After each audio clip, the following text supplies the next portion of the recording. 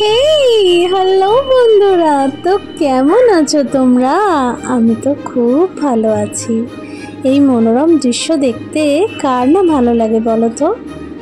এই নীল আকাশ, নদী, সবুজ গাছপালা, আর সঙ্গে যদি টেস্টি খাবার হয়ে যায় খাঁটি সর্ষের তেল দিয়ে রান্না করা, তাহলে তার কোনো কথাই নেই।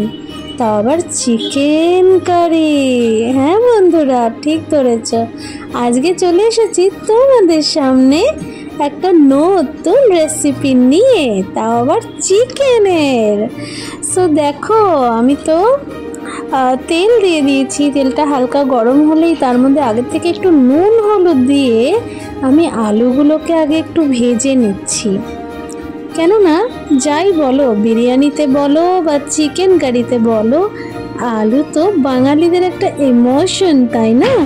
দেখো, আমি কিন্তু খুব কড়া করিনি, বাট বেশ হালকা হালকা গোল্ডেন ব্রাউন করে আলুটাকে ভেজে নিয়েছি। তো তারপরে দিয়ে দিলাম পেঁয়াজ, তা আবার তেলের মধ্যে, যেমন আমি করি। হলুদ আর সামান্য চিনি ছিটিয়ে আমি পেঁয়াজটা ভাজলাম। তাতে পেঁয়াজটা বেশ কড়া করে ভাজা হলো।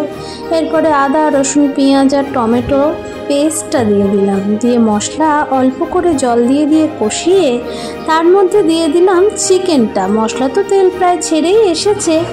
এই পর্যায়ে চিকেনগুলো দিয়ে দিলাম, আর তার সঙ্গে ওই একটুখানি বাটিটা ধুয়ে জলটাও অ্যাড করে দিলাম।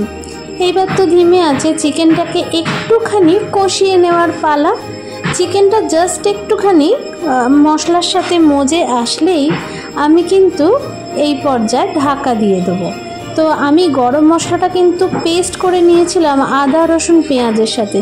এই রান্নাটা আমি সব সময় করি, জানো তো। কলেজে বেরোনোর আগে যদি ভীষণ শর্ট টাইমে আমাকে চিকেন রান্না করতে হয়, তাহলে আমি এইরকমই তাড়াতাড়ি করে সব মশলা পেস্ট করে সিম্পল করে এই চিকেন কারিটা কিন্তু বানিয়ে ফেলি। তো দেখো বন্ধুরা, আহা কি অ্যারোমা বেরিয়েছে, আমি তো বলে বোঝাতে পারবো না। তো একটা কথা বলে রাখি, আমি আগের থেকে একটু গরম জল করে রেখেছিলাম। 2টো কাঁচা লঙ্কা দিয়ে দিলাম আর একটু গরম জলও দিয়ে দিলাম, এতে করে স্বাদটা ভালো হয়।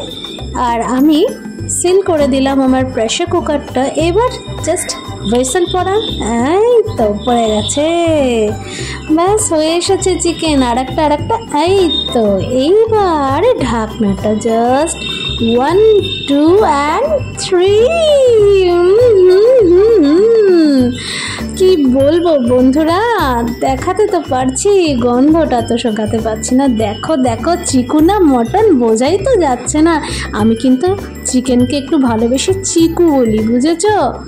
ও এই হালকা পাতলা লাল লাল চিকেন কারিটা দিয়ে না, হালকা রুমালি রুটি বলো, হাতে গড়া রুটি বলো, স্টিমড রাইস বলো, জাস্ট জমে যায় বস।